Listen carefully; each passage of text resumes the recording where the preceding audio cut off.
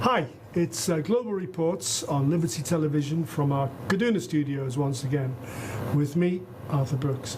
Sorry for the delay today. We had operational problems with some of our staff, but we're now on air. Welcome to our viewers across Nigeria and across West Africa on StarTime, GoTV and Free TV. As usual, we follow the most trending news stories from around the globe. And our guest once again this week is Professor Khalifa Dikwa. Welcome, Professor. Thank you very much. Our first story is from Russia, where Russia and China have got together to perform military maneuvers. Watch this short report from China Central Television.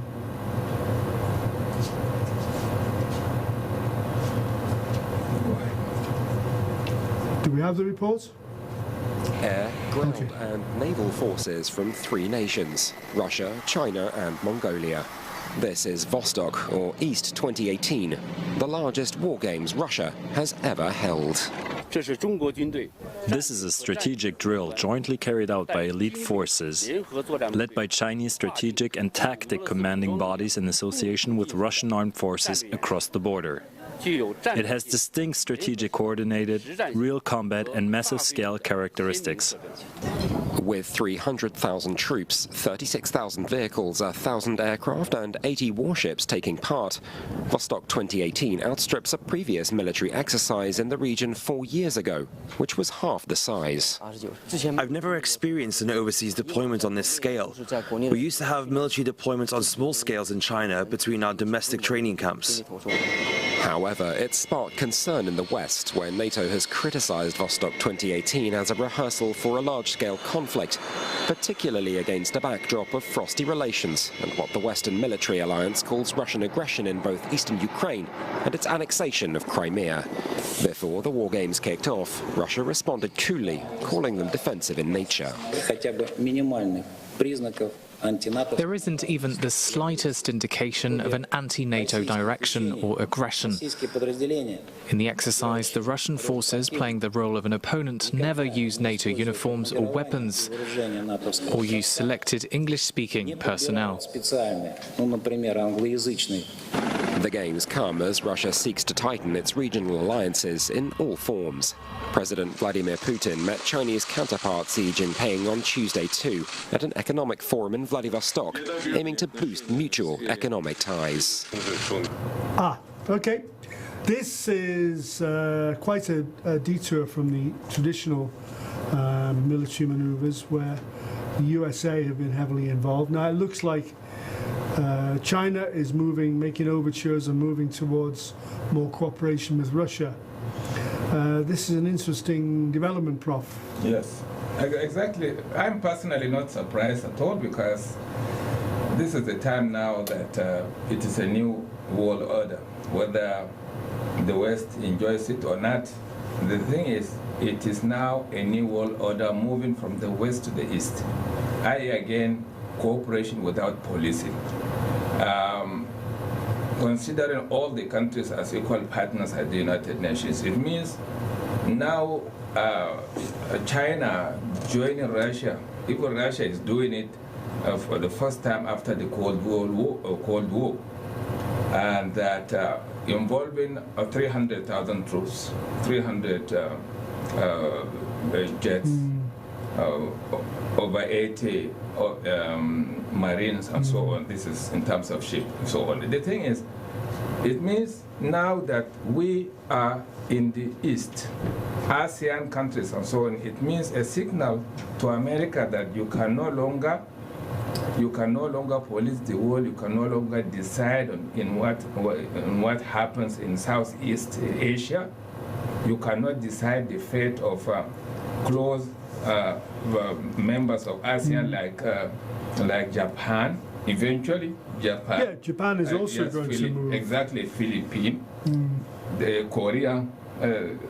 You have to move your troops from Korea and so on. It means that you, America now, by the time they come out with their own propaganda machine to expose what America has been doing behind the scene, they will paint America as a force of invasion.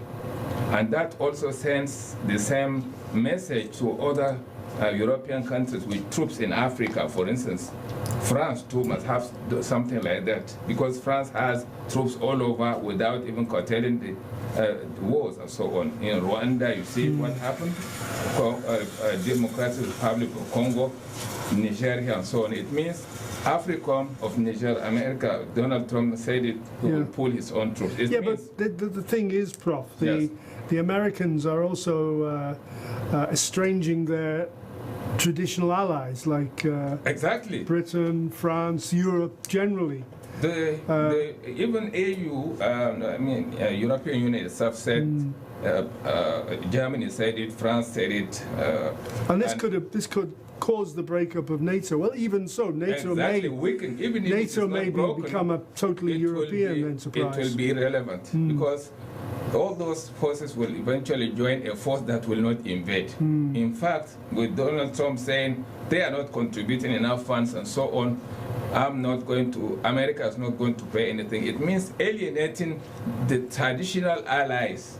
So Europe has already said that America is no longer a reliable ally. Therefore, now it is about neutralizing America that decided to isolate itself by protecting virtually everything. It means there is enough money, some industries are coming up in America, but it is a dent on its international say.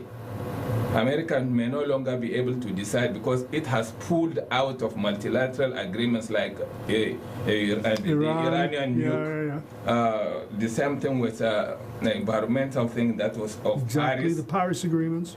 Virtually all the things, and threatening also NAFTA, talking to Mexico alone, fought with Canada. Fighting with Canada. Fought with Germany, fought with closest neighbor and biggest ally. Exactly. It means with all this spying and so on, Russia is now with China to pay America in its own coin. Because now the Siberia of a thing is going to be a big deal. But Prof, don't you also agree that China has its own problems? Of course. China's been trying to take over parts of the ocean, even building islands, which Japan and other Southeast Asian countries are not happy about. Problem. Even in terms of combat, this particular joint military exercise, it teaches China rather than Russia.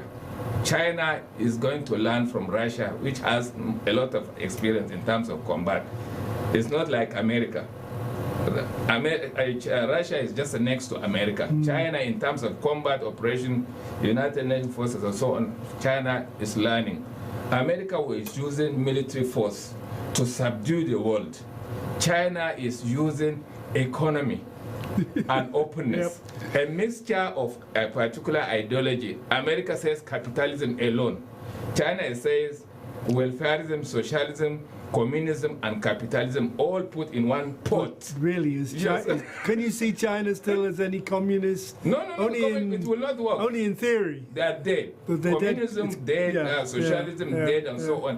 Whatever it is good for the goose, it's going to be good for the Of course, Russia, on the other hand, is also very concerned about the fact it was immobilized by the West and particularly America when the fall of the Soviet Union. So exactly, and the thing is still there. It's still not just about Siberia, because the gas, if Russia and Iran come together, they can equally neutralize certain countries that are still loyal to America. It means the gas pipe using gas pipe as a tool and to even the waters.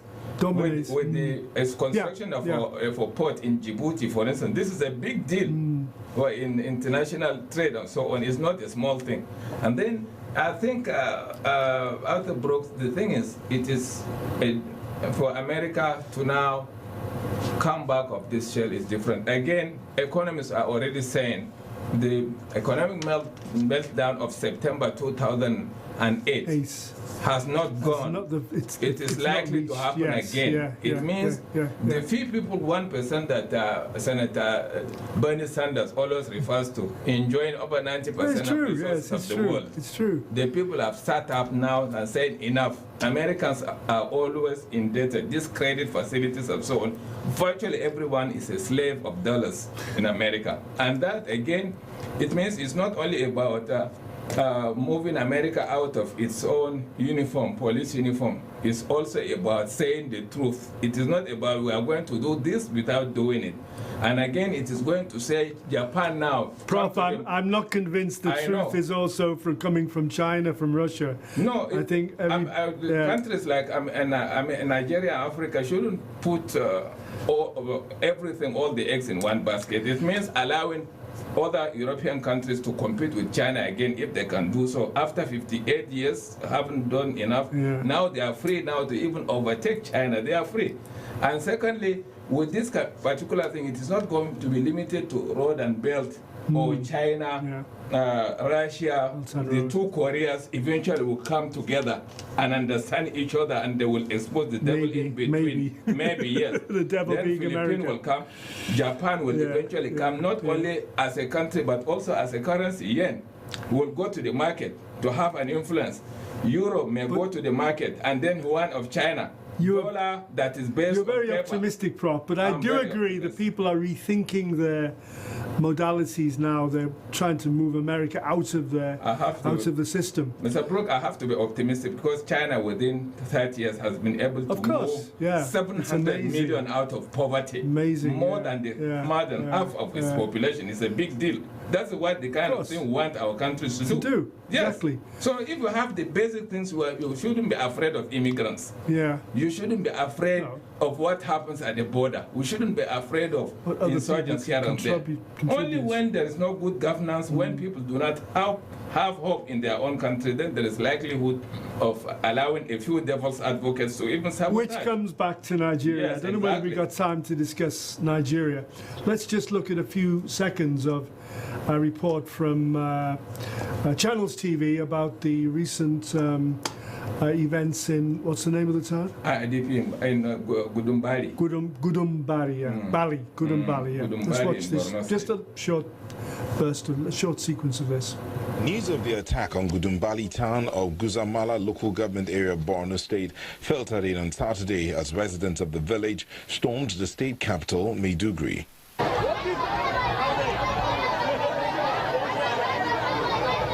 They had just returned to the town after seeking refuge at different internally displaced persons camps for 4 years. But now they are faced with the same situation that chased them out 4 years ago. We have spent almost 3 months in Gudumbali. Then on Friday evening, they came in and captured the town. When we had gunshots, we hid in our homes. We started hearing them chanting, "Allahu Akbar." So we remained in hiding while they continued shooting till 3:30 a.m. before they left. Then we also took off. We later saw soldiers on the road, and they accompanied us to Maiduguri.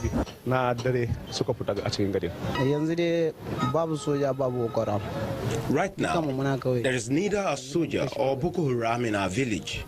For the soldiers, we don't know what happened, but when we came out from... We cut a bit short because our time is a bit against us. Prof, what do you see about the events in Gudumbali? Yes, in Gudumbali, this is my home state. I know northern part of Borno.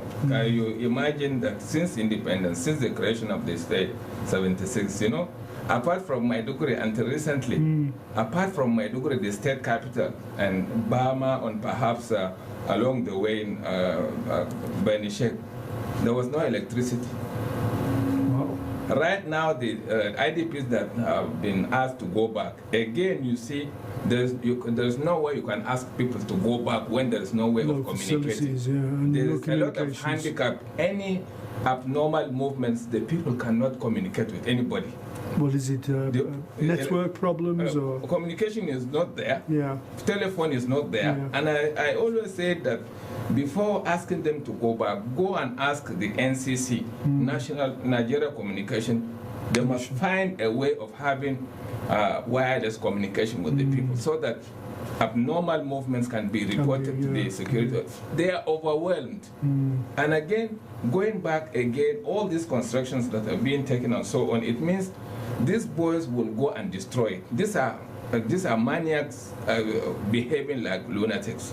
If what it is happening in Somalia, Afghanistan, so it is the same ideology that they are completely into it and they cannot reason. And therefore, if Nigeria is still having certain communication companies that are still selling unregistered SIM cards, you should call them complicit, because there's no way you allow people to buy unregistered, then they communicate and so on. They have their own Thuraya thing to also communicate. They have all the ways. And again, Nigeria has a satellite. What happened to the money now that we just got from China, 5 billion? Get the people quickly to fix it. By the time we have ICT, by the time we connect it to the satellite, Nigerian satellite, if it is still functional, that you can have satellite imagery to give our own troops, our police, all the security.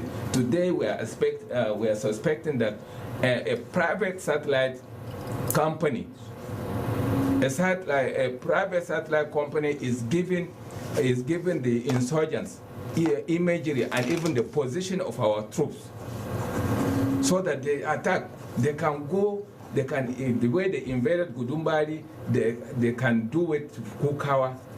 They can do it to Baga, Kalabalge, Malampaturi, Mobar. They can do it to Goza.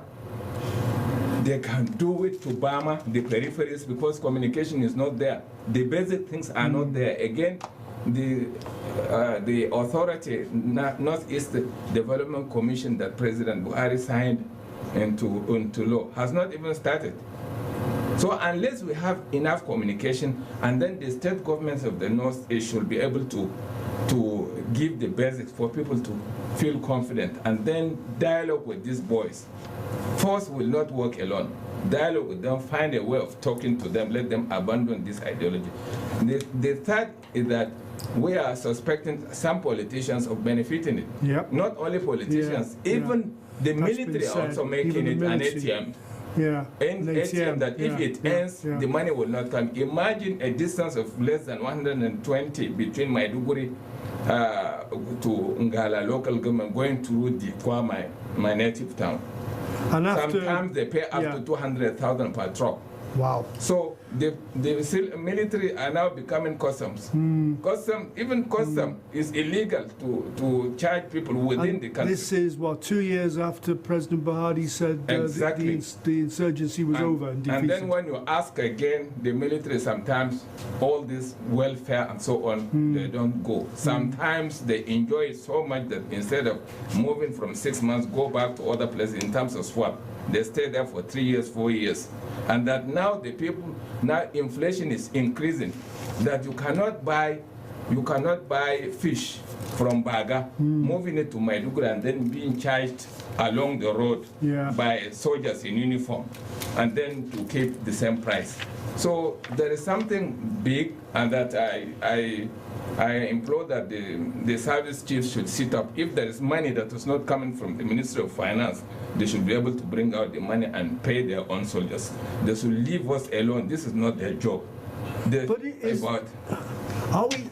Is enough being talked at the top about this situation? We've been talking about it. But nothing is being done. Turning a blind eye to it. Blind eye, yes. So now, eventually, this particular Boko Haram of a thing is just about banditry, gangsterism. It is money making, that you should also put politicians, military, and also the civilian counterparts. It has to be a holistic view on it, and that as long as there is no effective communication in those areas, there is no way those who have now gone back as IDPs will remain there, because these boys will just come on machines, destroy them, and ask them to pay, levy, and so on. It continues. This is where we have to end, unfortunately, even though we were deprived of time at the beginning of the program.